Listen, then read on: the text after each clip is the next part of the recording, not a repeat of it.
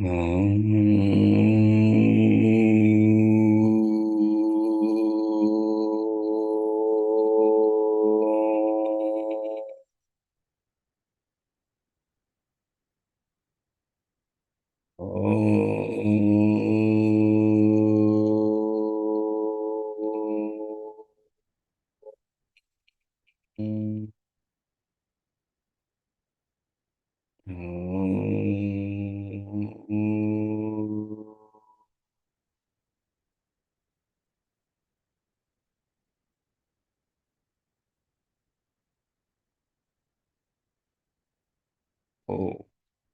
वैदिकी अमृत ध्यान साधना प्रभात सत्संग में आप सभी साधक साधिकाओं का, उपासक उपासिकाओं का हार्दिक स्वागत।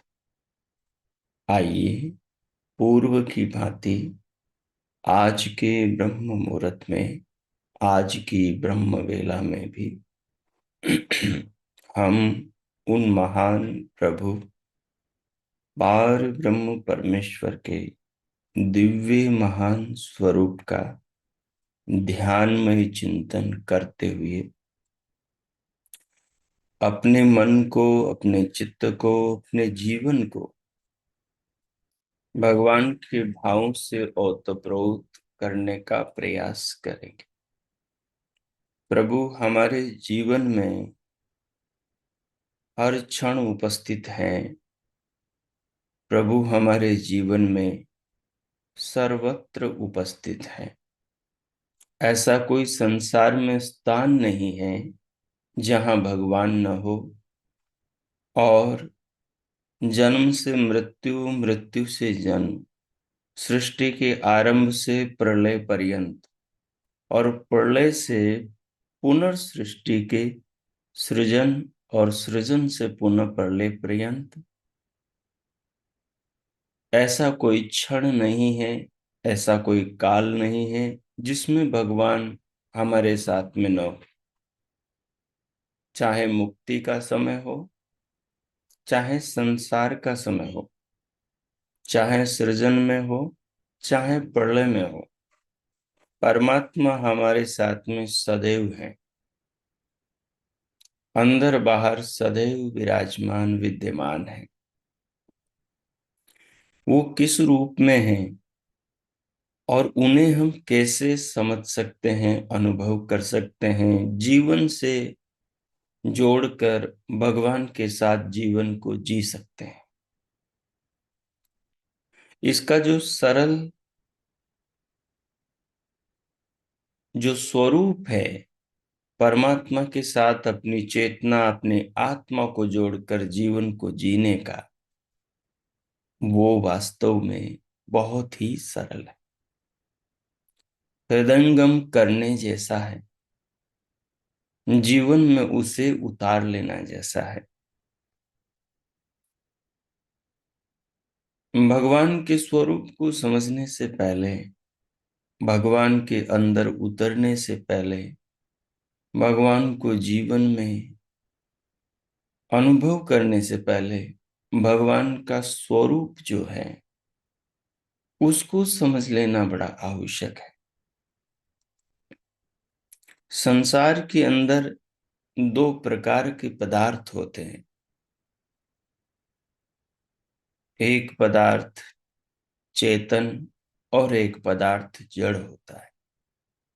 संपूर्ण ब्रह्मांड में दो प्रकार के तत्व हैं, जड़ और चेतन। जड़ों के अंदर मूल प्रकृति से लेकर ये स्थूल जो संसार है, पांच भौतिक जो जगत है, जिसके अंदर मेरे आपके सबके शरीर, पशु पक्षी, कृमि कीट पतंगों के, पहाड़ पर्वत नदियां सागर, ये जो सब है, सब कुछ है, ये सब प्रकृति के अंतिम विकार पंचभूतों से निर्मित है। और यहां तक ये प्रकृति स्थूल भूतों तक और हमारे पहाड़ पर्वत नदियों सागर तक, खाने पीने की चीजों तक, शरीरों तक 24 विकारों में विकृत होती हुई पहुंची है। 24 विकारों में विकृत होती हुई पहुंची है। प्रकृति का मूल स्वरूप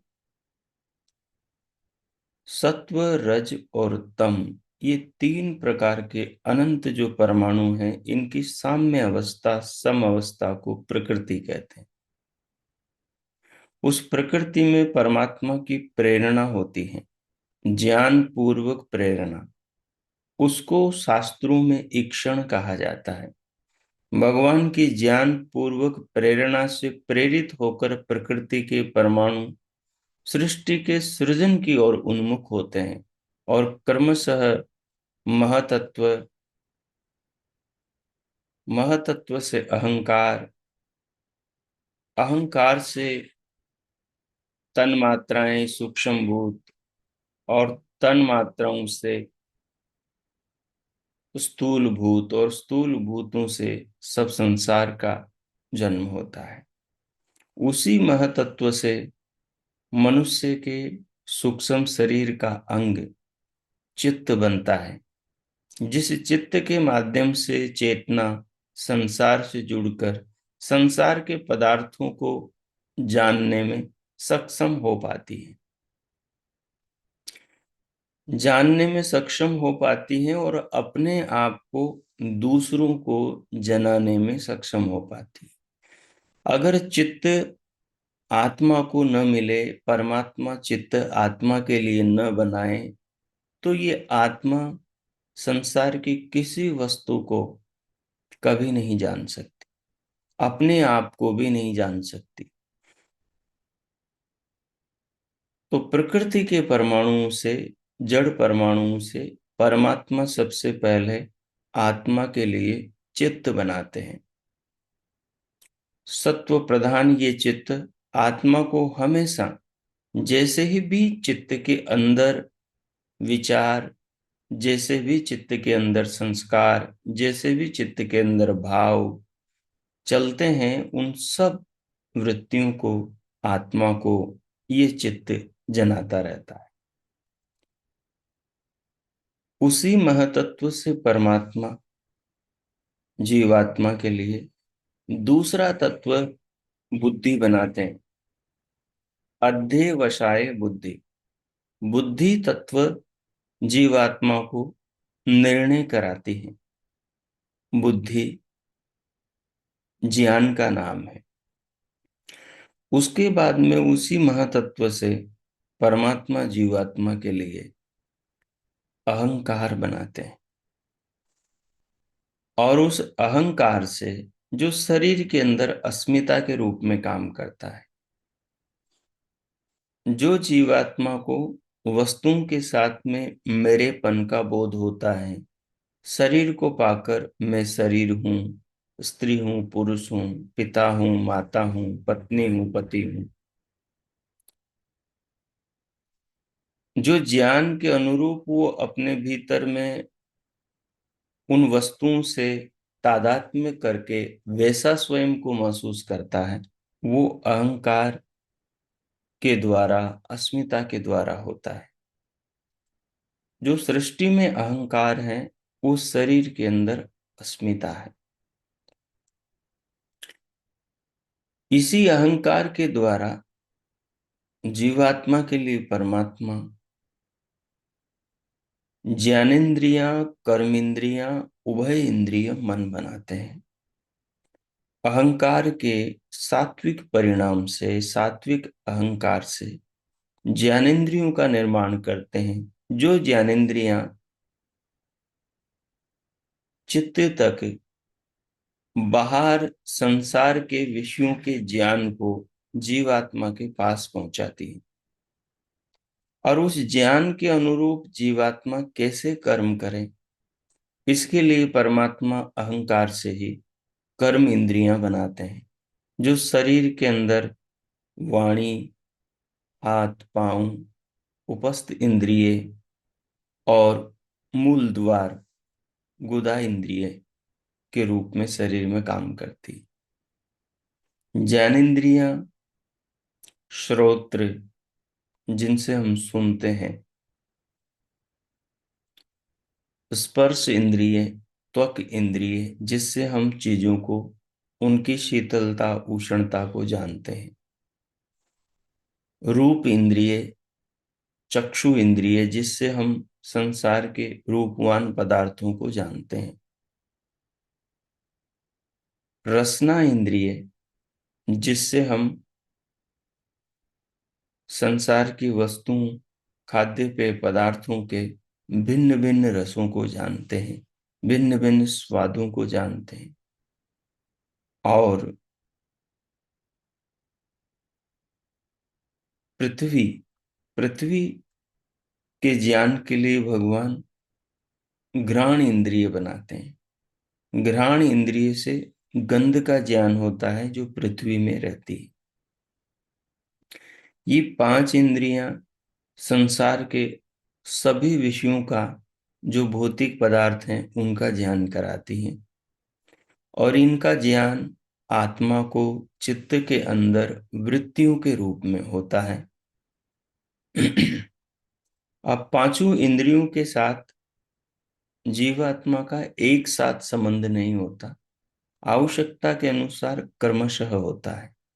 तो अलग अलग इंद्रिय से आत्मा को, आत्मा के चित्त को जोड़ने के लिए एक उभय इंद्रिय का निर्माण परमात्मा करते हैं, अहंकार के राजसिक और सात्विक परिणाम से, जिसका नाम है मन। मन ज्ञानेंद्रियों के साथ भी, कर्मेंद्रियों के साथ भी, ज्ञानेंद्रियों में पांचों ज्ञानेंद्रियों के साथ जीवात्मा की आवश्यकता के अनुसार क्रमशः जुड़ जुड़कर बाहर के विषयों को चित्त में लाता है और आत्मा को जनाता है। और आवश्यकता के अनुसार इंद्रियों से, कर्म इंद्रियों से जुड़कर कर्म भी कराता है। ये व्यवस्था शरीर के भीतर निरंतर चलती रहती। उसी अहंकार से परमात्मा सूक्ष्म शरीर के इन अंगों को, करणों को बनाकर फिर तन्मात्राओं को बनाते हैं, जो सूक्ष्म भूत कहलाते हैं। जो सूक्ष्म भूत अपने स्थूल भूतों में ज्ञानेंद्रियों के द्वारा अनुभव में आते हैं, वो सूक्ष्म भूत हैं शब्द, जिससे आकाश स्थूल भूत पैदा होता है। वायु, जिससे स्पर्श सूक्ष्म भूत, स्पर्श तन्मात्रा, जिससे वायु भूत पैदा होता है, स्थूल वायु भूत पैदा होता है। और तेज अर्थात रूप, सूक्ष्म तन्मात्रा, जिससे स्थूल अग्निभूत पैदा होता है, अग्नि तत्व पैदा होता है। और रस तन्मात्रा, जिससे स्थूल जलभूत, जल तत्व पैदा होता है। और गंधभूत, गंध तन्मात्रा, जिससे स्थूल पृथ्वीभूत पैदा होता है। ये सभी सूक्ष्म तन्मात्राएं, ये सभी सूक्ष्म भूत अपने स्थूल भूतों में, इनके कार्य पदार्थ, इनके विकारों में मौजूद रहते हैं हमेशा। इसीलिए हमें इंद्रियों से पृथ्वी में गंध, उसके सूक्ष्म भूत, उसके कारणभूत का बोध होता है घ्राण इंद्रिय से। हमारी घ्राण इंद्रिय पृथ्वी से बनी है। ठीक उसी प्रकार से जो दूसरा भूत जल भूत है, उसका कारण रस तन्मात्रा है। और उस रस तन्मात्रा का जलभूत में हमारी रसना इंद्रिय से ज्ञान होता है, क्योंकि रसना इंद्रिय का स्थूल भाग उसी जलभूत से बना है। उससे ऊपर, उससे सूक्ष्मता में जाएंगे तो पाएंगे कि जो अग्निभूत है, उस अग्निभूत में उसका कारण रूप तन्मात्रा मौजूद है, जिसका अनुभव ज्ञान हमें उसके स्थूल परिणाम से निर्मित चक्षु इंद्रिय से होता है। चक्षु का जो गोलक है, चक्षु के अंदर की जो स्थूल शक्ति है, वो अग्नि तत्व से निर्मित हुई है। चक्षु में अग्नि तत्व की प्रधानता है। तो चक्षु से अग्नि के अंदर निहित तो उसका सूक्ष्म भूत तन्मात्रा रूप का हमें ज्ञान होता है। जिस भी स्थूल सृष्टि की वस्तु में रूप है, रूप तन्मात्रा है, उसका बोध हमें चक्षु इंद्रिय से होता है। ठीक इसी प्रकार से जो स्पर्श इंद्रिय है, यानी त्वचा इंद्रिय है, उस त्वचा इंद्रिय से हमें सृष्टि में जो वायु भूत है, स्थूल वायु है, उसका जो कारण है, वो है स्पर्श तन्मात्रा। उस स्पर्श सूक्ष्म भूत तन्मात्रा का त्वचा इंद्रिय से ज्ञान होता है। जहां जहां भी वायुभूत होगा, वायु के परमाणु होंगे, उन उन वस्तुओं का हमें त्वचा से स्पर्श होगा। ठीक इसी प्रकार से श्रोत्र इंद्रिय से, कर्ण इंद्रिय से हमें जो शब्द तन्मात्रा है, जो शब्द भूत है, सूक्ष्म भूत, उससे निर्मित जो स्थूल भूत आकाश है, उस आकाश का ज्ञान होता है। स्थूल भूत में ही सूक्ष्म भूत विराजमान है, आकाश में ही शब्द विराजमान है।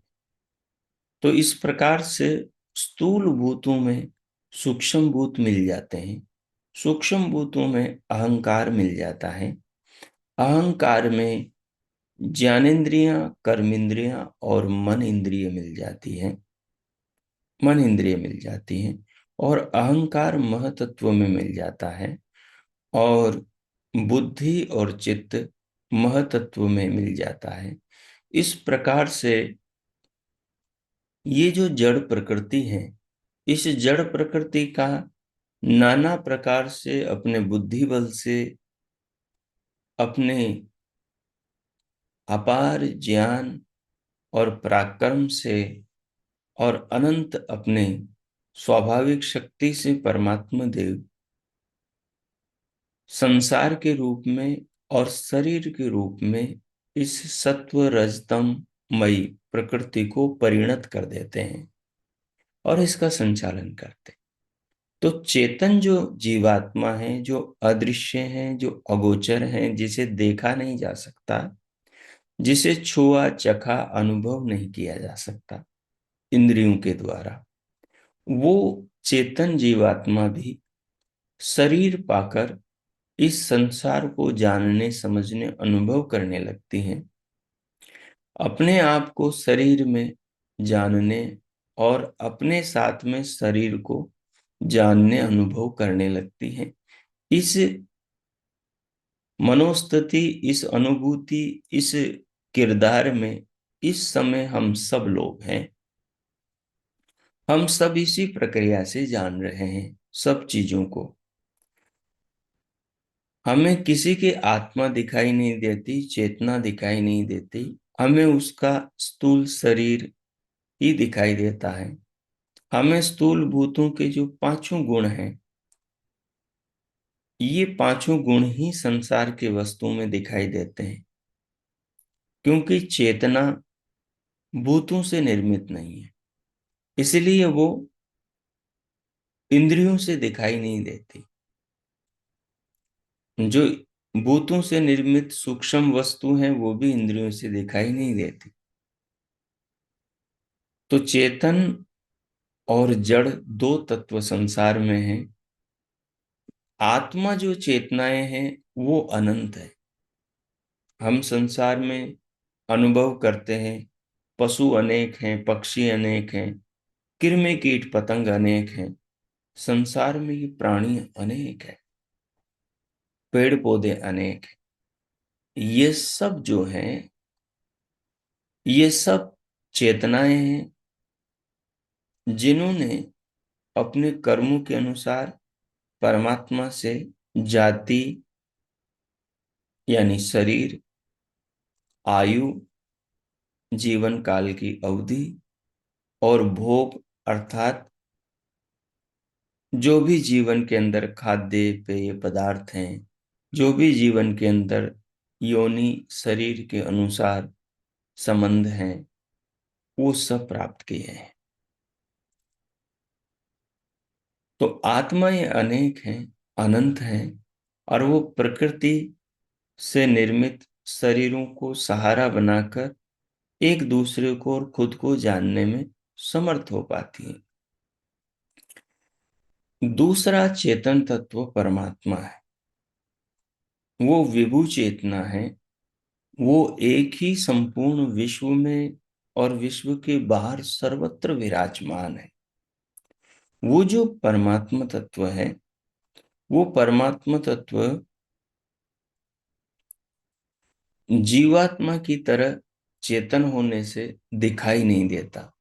उसको देखा नहीं जा सकता इंद्रियों से, परंतु जैसे आत्मा खुद को अनुभव करता है,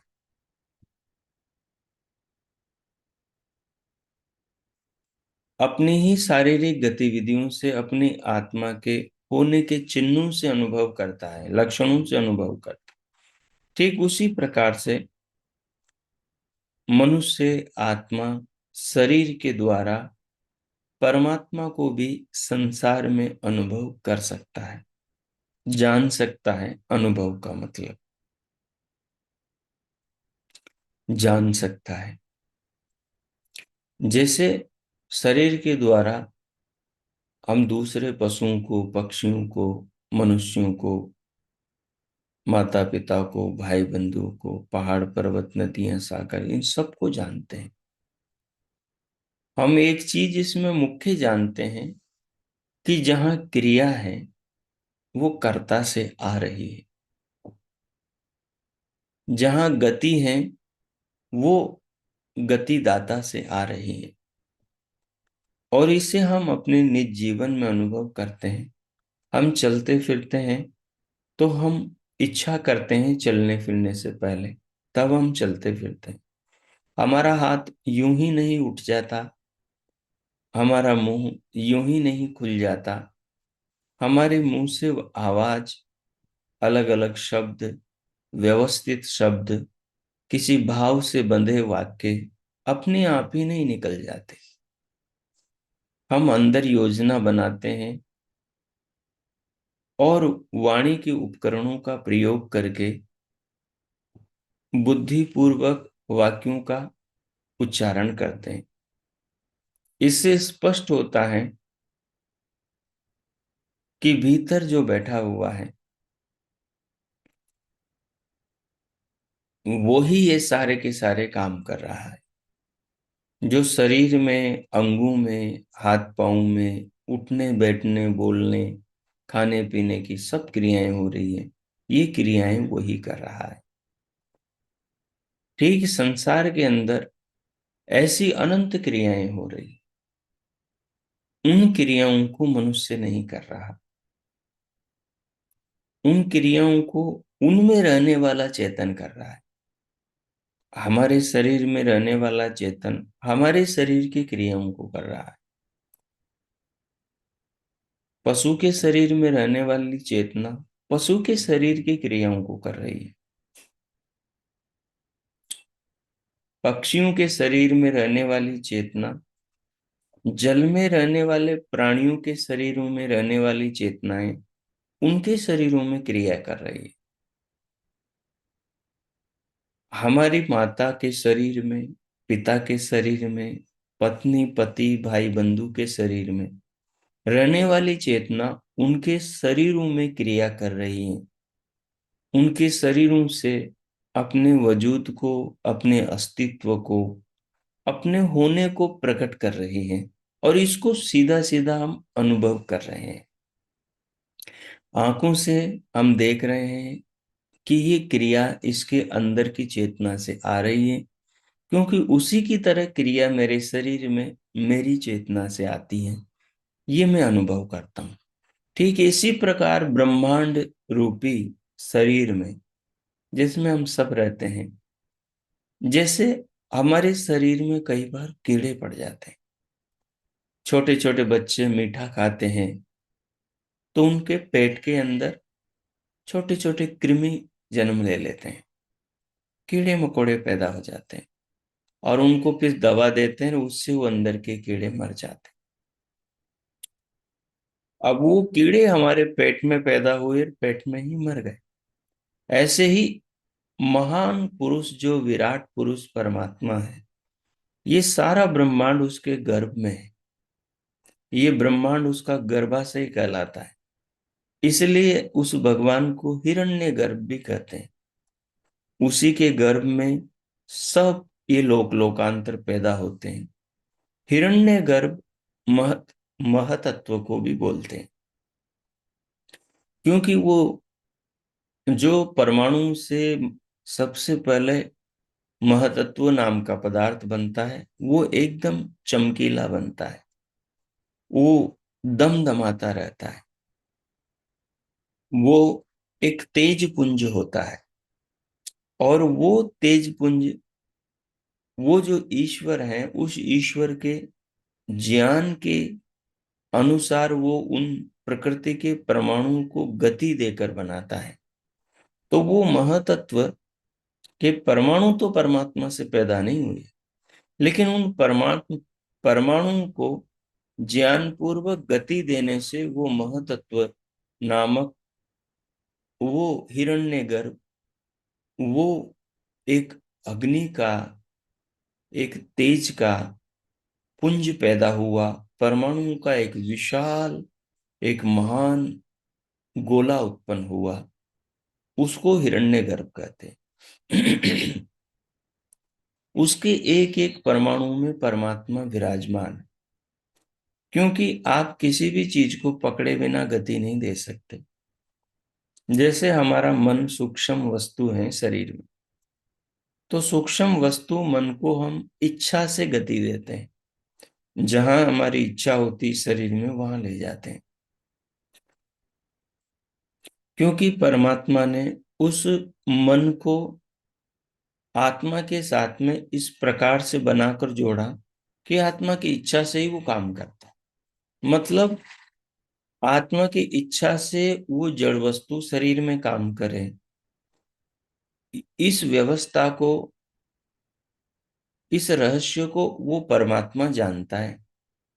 इसलिए वो मन को प्रकृति के परमाणुओं को इस प्रकार से मिलाता है कि उनसे मन जैसी दिव्य वस्तु बन जाती है, और वो आत्मा की इच्छा मात्र से ही शरीर में काम करने लगती है।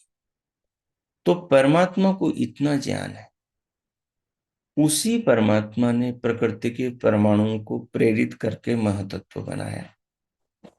और महतत्व को हिरण्यगर्भ इसलिए कहा गया क्योंकि वो उस परमात्मा ने बनाया, वो चमकने वाला, जिसके अंदर से सारे लोकांतर पैदा हुए, जिसके अंदर से समस्त आत्माओं के सूक्ष्म शरीर और स्थूल शरीर, जिसके विकारों से पैदा हुए, इसलिए उस परमात्मा को हिरण्यगर्भ कहते हैं।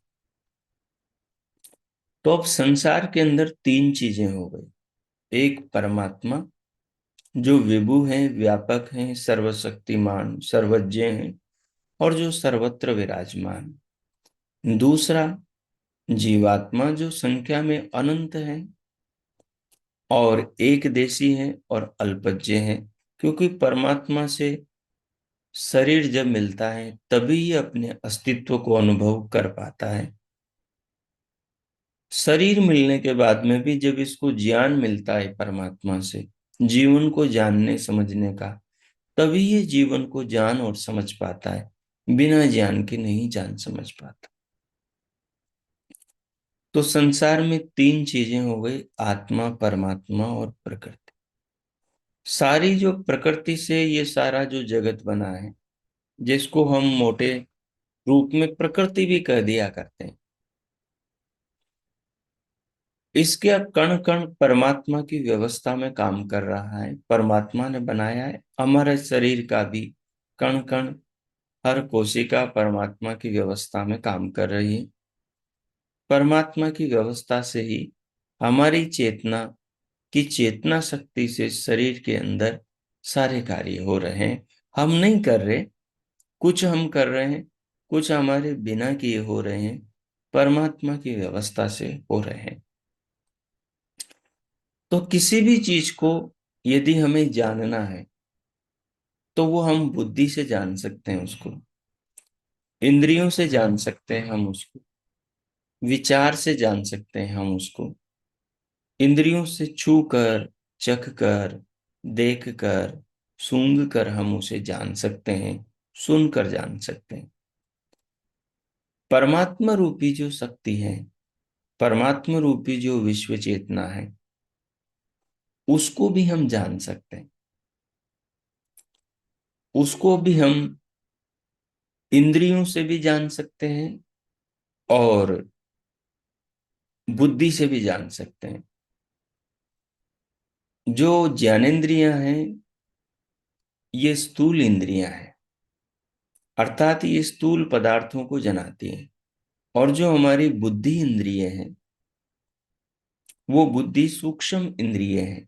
इंद्रिय यानी इंद्र का साधन, इंद्र यानी आत्मा, आत्मा का साधन उपकरण है, जो उसे संसार का और अपना ज्ञान कराता है, वो इंद्रिय है।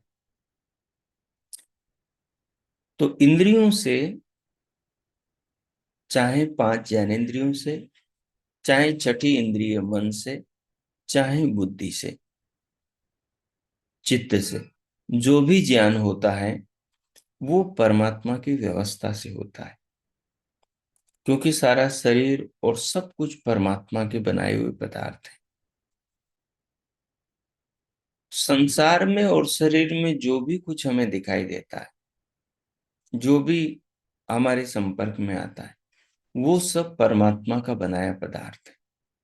हम चेतना को सीधा देख नहीं सकते। चेतन वस्तु को हम स्थूल इंद्रियों से, चर्म चक्षुओं से देख नहीं सकते। चेतना को केवल हम बुद्धि से जान सकते हैं और आत्मा से अनुभव कर सकते हैं। वो भी कब? जब हम पहले अपने आप को जाने और समझें। तो हम ये तो सब जानते हैं कि मैं अपने हाथों को हिला रहा हूं तो मेरे हाथ हिल रहे हैं, मैं कुछ बोल रहा हूं तो मेरे मुख से कुछ निकल रहा है, मैं जहां चाहता वहां पर अपने मन को ले जाता हूं शरीर में। ठीक इसी प्रकार से, जैसे मैं चेतना ये सब काम अल्पज्य होने पर भी ईश्वर की व्यवस्था से शरीर में कर रहा हूं, कर रही हूं, ठीक इसी प्रकार से बाकी सब प्राणी भी कर रहे हैं। लेकिन किसकी व्यवस्था से? परमात्मा की व्यवस्था से। तो परमात्मा को भी हम संसार के सब पदार्थों में देख सकते हैं, सब पदार्थों में अनुभव कर सकते हैं, सब पदार्थों में उन्हें हम महसूस कर सकते हैं।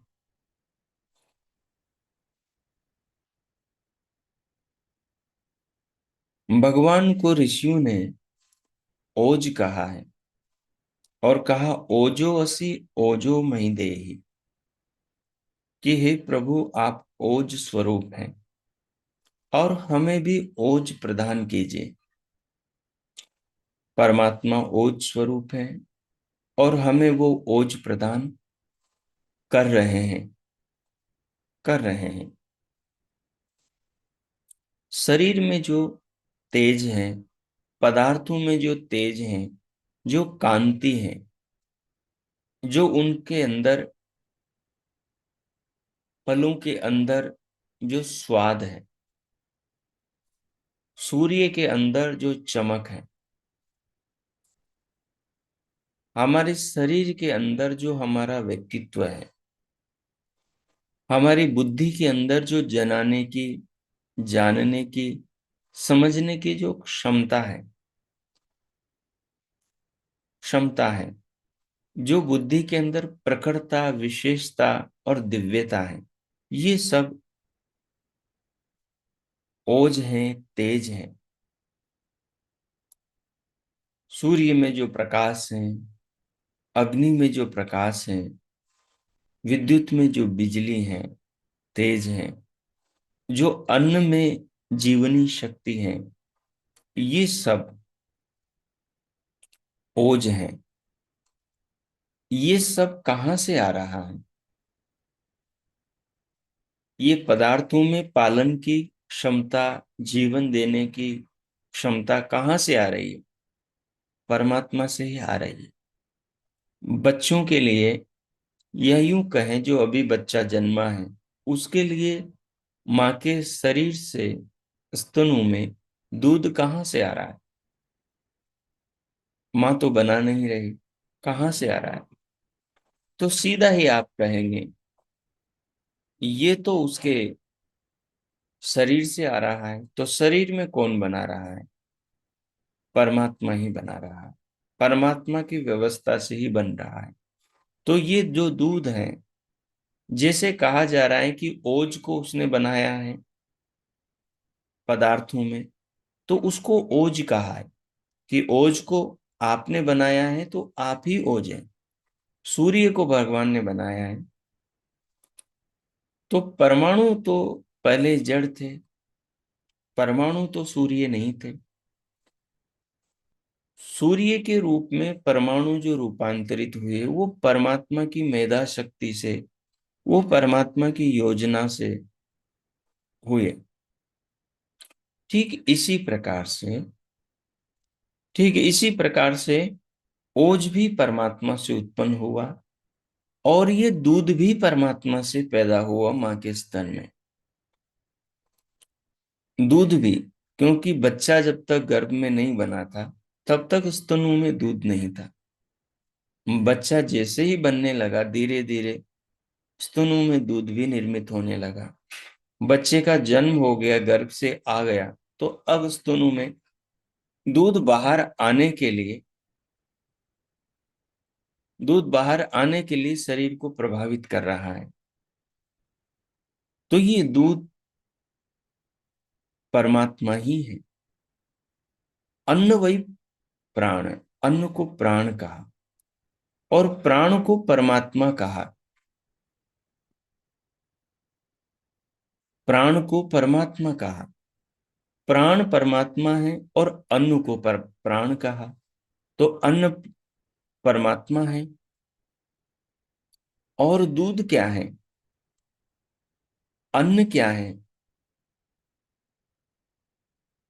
औषधियों का रस, औषधियों का दूध अन्न है। वनस्पतियों का दूध अन्न है। अन्न में क्या निकलता है? कच्चे अन्न को आप तोड़ेंगे, दूध निकलता है। और माँ के स्तन में जो भोजन है बच्चे का, वो क्या है? दूध है। वो कहाँ से आ रहा है?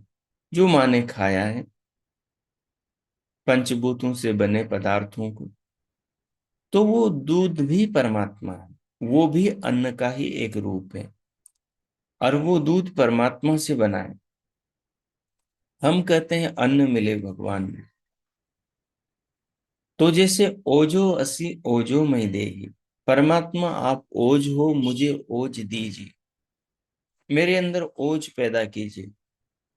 मेरे अंदर वो तेजस्विता पैदा कीजिए, मेरे अंदर दिव्यता पैदा कीजिए, जिससे मैं जीवन को, स्वयं को, संसार को जानूं, आपको प्राप्त करूं, आपको प्राप्त करूं। ये कितनी दिव्य बात है। तो यहां पर कहा जा रहा है, भक्त भगवान से कह रहा है कि आप ओज स्वरूप हैं, मुझे भी ओज प्रदान कीजिए। और भगवान ओज प्रदान कर ही रहे हैं। ओज कहाँ से आता है? जब मनुष्य भोजन करता है, तो उस भोजन से शरीर में रस बनता है, रक्त बनता है, मांस, मज्जा, अस्थि, मेद, शुक्र, शोणित बनता है। और उस शुक्र शोणित से फिर ओज बनता है, तेज बनता है। तो ये शरीर के ही पंचभूतों से ही निर्मित, शरीर में ही परमात्मा के व्यवस्था से निर्मित प्राकृतिक वस्तुएं हैं जिन्हें भगवान बनाता है। तो जो जिसने बनाया है उसको उसी नाम से संबोधित किया जा रहा है, क्योंकि वो वस्तु उसी की महिमा का गान कर रही है, वो वस्तु उसी के स्वरूप को बता रही है, उसके व्यक्तित्व को, उसकी महानता को, उसकी महिमा को बता रही है। सूर्य सूर्य की महिमा को नहीं बता रहा, परमात्मा की महिमा को बता रहा है। सूर्य अपने आप में जड़ है, उसमें कोई समझ, कोई बुद्धि नहीं कि वो दुनिया में उजाला करें और घूमता रहे और अपने आकर्षण से सारी सृष्टि के पदार्थों को घुमाए और सबको जीवन दे। सूर्य में समझ नहीं, चंद्रमा में समझ नहीं है, पानी में समझ नहीं है, समुद्र में समझ नहीं है, सृष्टि के कण कण में समझ नहीं है। ये तो इनके अंदर इनके अंदर जीव जगत के पालन की योग्यता, उनके जीवन में साधन बनने की, उनके जीवन में सुख पैदा करने की, उनके जीवन के शक्ति, उनके जीवन को शक्ति देने की योग्यता परमात्मा पैदा करते हैं। इसलिए कहा जा रहा, परमात्मा प्रभु आप ओज हैं, हमें ओज प्रदान कीजिए। तो संसार की सब वस्तुओं में हम परमात्मा को देख सकते हैं और उन्हें प्रणाम कर सकते हैं, उनका धन्यवाद कर सकते हैं। जैसे हम पिताजी किसको बोल रहे हैं, हम माता किसको बोल रहे हैं, हम बहन भाई किसको बोल रहे हैं, हम पति पत्नी किसको बोल रहे हैं, शरीरों को ही बोल रहे हैं, शरीरों को भी बोल रहे हैं। लेकिन सुनते कौन है, शरीर सुनते हैं या उन शरीरों में बैठी आत्मा सुनती है? शरीरों में बैठी आत्मा सुनती है। तो जब हम परमात्मा को बोलते हैं, जब हम अन्न को बोलते हैं, सूर्य को बोलते हैं, सूर्य नहीं सुनता, सूर्य में बैठा परमात्मा सुनता है। जब हम पानी को जल देवता को बोलते हैं, तो जल नहीं सुनता, जल तो जड़ है, जल में बैठा, कण कण में बैठा परमात्मा सुनता है। जैसे हम व्यक्ति पत्नी को, पति को बोलता है, बोलती है, तो वो शरीर नहीं सुनता, शरीर के अंदर की आत्मा सुनती और प्रतिक्रिया करती। माँ बाप बच्चे को बोलते हैं तो बच्चे की आत्मा सुनती है। शिष्य गुरु को बोलता है तो शरीर नहीं, शरीर में बैठी चेतना सुनती है। जिस शरीर से चेतना निकल गई वो शरीर कोई उत्तर नहीं देता, इसका मतलब शरीर नहीं सुनता। शरीर में बैठी हुई आत्मा है, वही जानती है। तो सूर्य को प्रणाम करेंगे, उसके आगे नतमस्तक होंगे, तो आप परमात्मा के सामने नतमस्तक हो रहे हैं। अगर आप पहाड़ पर्वत को देख करके उनमें मनुष्य जीवन को सुख देने की क्षमता को नमन कर रहे हैं, तो आप पहाड़ को नहीं नमन कर रहे, उसके भीतर की शक्ति को नमन कर रहे हैं। ये जो जड़ देवों की पूजा है, इसमें बाद में जाकर जो भ्रम और अंधविश्वास पैदा हुआ, ये ऐसे ही नहीं पैदा हुआ। ये बीच की शिक्षा की प्रणाली के कमजोर होने के कारण और टूट जाने के कारण पैदा हुआ, टूट जाने के कारण पैदा हुआ। तो परमात्मा तो सब जगह है, आप बोलोगे वो सुनेंगे। आप ये सोचते हैं कि जो फिर हम मांगते हैं वो हमें देते क्यों नहीं? देते हैं आपको। आपको जो चाहिए वो तो बिना मांगे ही देते हैं, क्योंकि भगवान से बड़े कोई कृपालु नहीं है। भगवान ऐसे दयालु हैं कि वो बिना मांगे ही देते हैं।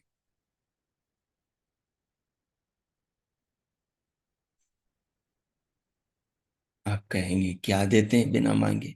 सब कुछ देते हैं।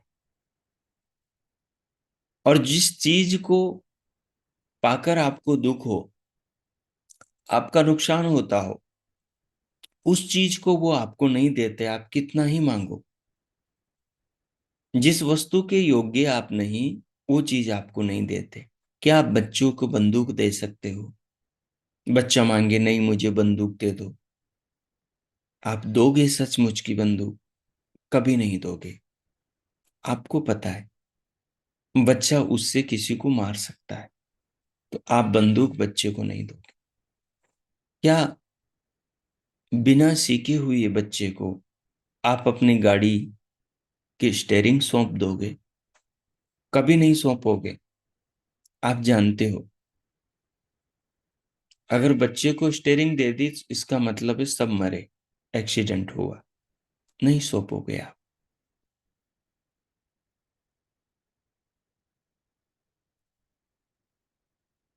बच्चा आपसे पैसा मांगे, मुझे 10,000 दे दो, क्या आप दोगे? नहीं दोगे। उसको जो चाहिए वो दिला दोगे। इतना पैसा नहीं दोगे, क्योंकि वो पैसे को बर्बाद कर देगा, पैसे का कोई उपयोग नहीं कर पाएगा। 5 साल का 7 साल का बच्चा क्या जाने। जब हम बच्चे होते हैं और हम बच्चे की समझ वाले होकर जब भगवान से बड़ी चीजें मांगते हैं तो भगवान नहीं देते। पहले बड़े बनो। माँ बाप प्रॉपर्टी बच्चे को कब देते हैं? जब बच्चे बड़े हो जाते हैं, जिम्मेदार हो जाते हैं, समझने लग जाते हैं। माँ बाप को भरोसा होता है अब ये प्रॉपर्टी को संभाल लेगा, तो उसके नाम कर देते। भगवान आपको विशेष पदार्थ देते हैं, लेकिन कब? जब आप उस काबिल बन जाते हैं, आपका हृदय वैसा बनता है, तो आपको वैसा पदार्थ देते हैं। उससे पहले नहीं देते। सामान्य जो आपकी जरूरतें हैं वो आप पूरी करते हैं। कपड़े बच्चे को चाहिए, माँ बाप बनवा देते हैं, मांगने की जरूरत ही नहीं है। भोजन बच्चे को चाहिए, मांगने की जरूरत नहीं, माँ बाप रोज बनाते हैं। बच्चे को शिक्षा चाहिए, मांगने की जरूरत नहीं, बच्चे को विद्यालय में दाखिल कराते हैं। तो परमात्मा जानते हैं कि मेरे बच्चों को क्या जरूरत है, वो बिना मांगे वो बच्चों के लिए देते हैं। गर्भ में बच्चा होता है, वो मांगता थोड़ी है कि मैं गर्भ से बाहर निकलूंगा, मेरे लिए दूध का प्रबंध करना। नहीं, उसके मांगने से पहले भगवान कर देते हैं। कर देते हैं। भगवान मांगने से पहले सब कुछ देते हैं। तो जो चीजें दी जा रही है उन चीजों में भगवान है। आप माँ को पाँव छूते हैं, माँ के पाँव छूते हैं, तो आप उसके आत्मा का आदर कर रहे हैं। हम सूर्य को नमस्ते करते हैं, तो हम सूर्य में बैठे परमात्मा को नमस्ते कर रहे होते हैं। हम गाय के ऊपर हाथ फेरते हैं, उसके पाँव भी छू लेते हैं, उसको प्रणाम भी करते हैं। तो हम क्या पशु उस शरीर को प्रणाम कर रहे हैं? उसमें बैठे परमात्मा को प्रणाम कर रहे हैं। हम धरती को माता कहते हैं और धरती की पूजा भी होती है। तो क्या धरती इस मिट्टी को हम नमन कर रहे हैं? नहीं, इसमें बैठी परमात्मा शक्ति को नमन कर रहे हैं। अगर इस रीति से आप भागवत दर्शन की ओर बढ़ेंगे तो सृष्टि के जर्रे जर्रे में परमात्मा मिलेंगे। ये मैं नहीं कह रहा, ये वेद का मंत्र कह रहा है। ये वेद का ऋषि परमात्मा से प्रार्थना कर रहा है, भगवान ओजो असी ओजो मई देही, आप ओज स्वरूप है, मुझे ओज दीजिए ना। आपको ओज चाहिए, भगवान दे रहे हैं। आप अपने ख्याल में उस चीज को ला रहे हो। ऋषि आपको याद दिला रहा है कि तुम ओज मांगो। तुम्हारा ध्यान जाएगा ओज के ऊपर, कि ओज तुम्हारे जीवन की सबसे बड़ी जरूरत है। ओज वो मैदा शक्ति है, ओज वो दिमाग बुद्धि का तेज है, ओज वो व्यक्ति की समझ है जो उसे जीवन में ऊंचा उठाती है, जो तप करने से, ब्रह्मचर्य के पालन करने से उसके शरीर के अंदर प्रकट होती है। मेधा शक्ति, तेज शक्ति, बल शक्ति, प्रखर शक्ति। तो वो कब आएगी? जब हमें कोई याद दिलाएगा कि तुम भगवान से ये मांगो। अब जो मांग रहे हैं उसके लिए हाथ पैर हिलाना पड़ेगा, उसके लिए मेहनत करना पड़ेगा, उसके लिए तपस्या तप करना होगा, उसके लिए साधना उपासना करनी होगी, उसके लिए जीवन वैसा जीना होगा। तो संसार में परमात्मा सर्वत्र विराजमान है। आज हमने सृष्टि के, जीवन के एक दिव्य गुण को लेकर विचार किया कि परमात्मा को प्रकृति में हम कैसे देखें, परमात्मा को हम कैसे प्रणाम करें, परमात्मा से हम अपने जीवन को कैसे जोड़ें, परमात्मा से ओतप्रोत हम अपने जीवन, जगत, संसार को कैसे जाने। ये उसकी विधि है। इसके आगे हम और चर्चा करेंगे। भगवान को सहो कहा, सहन करने वाला कहा। भक्त कहता है सहो असी सहो मही देही, प्रभु जी आप सहन करने वाले, मुझे भी सहन करने वाला बना दीजिए ना। इसके पीछे व्यक्ति के सुधार की पूरी एक प्रणाली है, एक व्यवस्था है। भगवान खुद सहन करने वाले, उनके पास तो सारी शक्तियां हैं, उनमें तो कोई कमी है ही नहीं, फिर भी वो सहन करते, इतने बड़े होकर भी सहन करते। हम छोटे छोटी, छोटे ओहदे के, छोटी समझ के, छोटी योग्यता के, छोटे बल वाले लोग होकर भी सहन नहीं कर पाते। उसके पीछे शिक्षा की एक पूरी परिपाटी, उसकी चर्चा हम अगले ध्यान की कक्षा में करेंगे। आज जो आपने सुना उस पर विचार करें। मैं 10 मिनट तक मौन होता हूं और इस पर अब 10 मिनट तक आप ध्यान में चिंतन करें। संसार में दो पदार्थ हैं, जड़ और चेतन।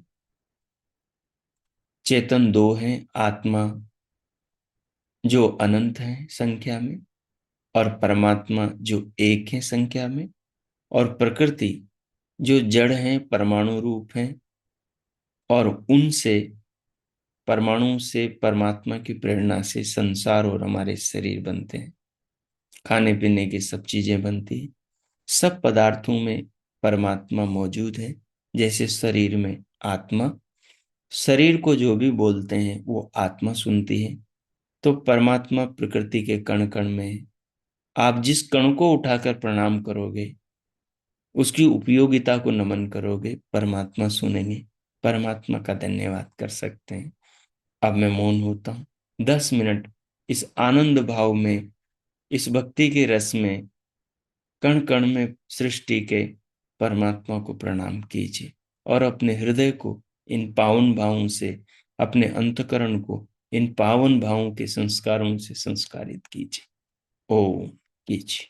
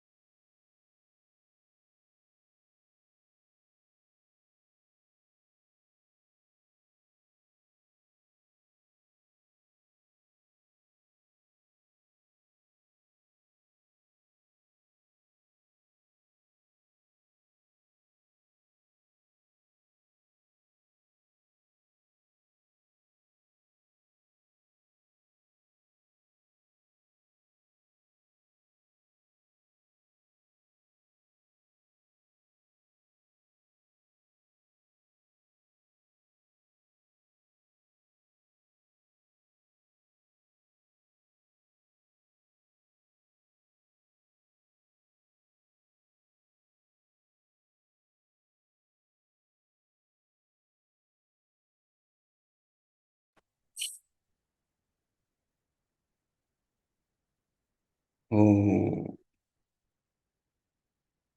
ओ,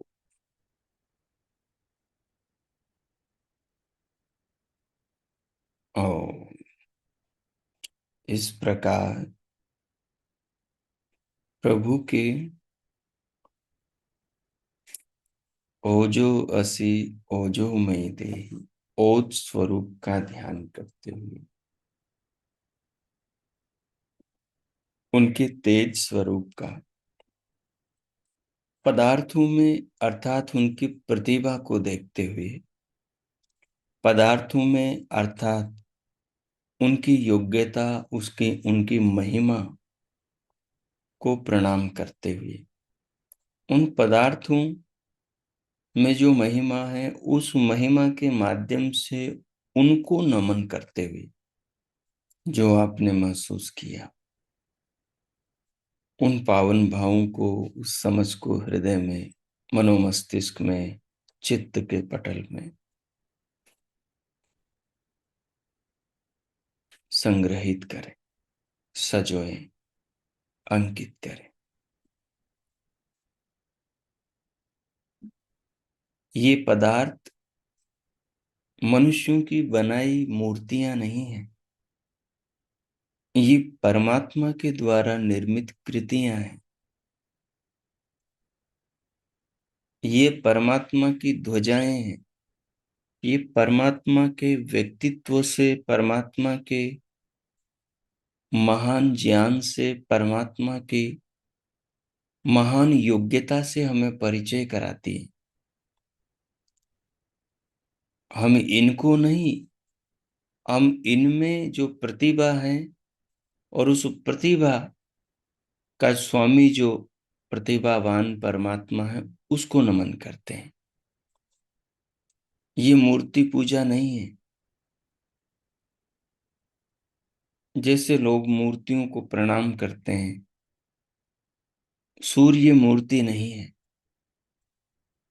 मूर्ति मनुष्य बनाता है, वो किसी व्यक्ति की बनाता है, उस व्यक्ति की जो कभी जन्मा हो, पैदा हुआ हो। परमात्मा कभी जन्मा नहीं है, वो तो अजन्मा है, उसकी कोई मूर्ति बना ही नहीं सकता। मूर्ति उसकी बनती है जिसने जन्म लिया हो शरीर के रूप में। परमात्मा ने जन्म नहीं लिया, इसलिए परमात्मा की कोई मूर्ति भी नहीं बने। सूर्य परमात्मा की मूर्ति नहीं, परमात्मा की कृति है, प्रतिभा है। हम मनुष्यों के कल्याण करने के लिए भगवान के द्वारा बनाया एक पदार्थ है। उस पदार्थ में परमात्मा की प्रतिभा, परमात्मा की उपस्थिति, परमात्मा मौजूद है। सब जगह है परमात्मा। लेकिन सूर्य में प्रथम परमात्मा की प्रतिभा एक जगह केंद्रित है, वो तो कण कण में बिखरी हुई है। तो हम सूर्य को प्रणाम कर रहे हैं तो परमात्मा को प्रणाम कर रहे हैं। सूर्य के सामने बैठकर हम ध्यान में लीन हुए हैं तो हम परमात्मा के सामने बैठकर लीन हुए हैं। जब ये समझ आप में आ जाती है तो फिर सूर्य के सामने बैठने की जरूरत नहीं। फिर तो आप अपने कमरे में, अपनी गुफा में बैठकर भी सूर्य के ध्यान में लीन हो जाएंगे। परमात्मा तो आपके हृदय में भी है। सूर्य के जरिए परमात्मा के ध्यान के लिए प्रेरित करना तो परमात्मा की प्रतिभा से आपको परिचित कराना है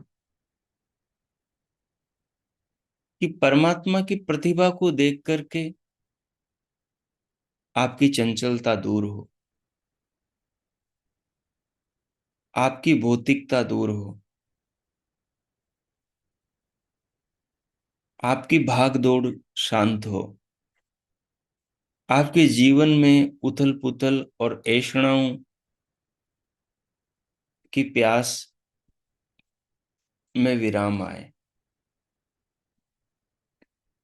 तो ऐसी बहुत सारी वस्तुएं हैं जो परमात्मा की कृतियां हैं और उनके जरिए हम परमात्मा को प्रणाम कर सकते हैं, उन्हें महसूस कर सकते हैं। तो जो भी आपने अनुभव किया उसे हृदय में मानस पटल पर अंकित करें और परमात्मा के प्रति धन्यवाद के अपार भाव से भर जाएं। अब हम शांति पाठ करें।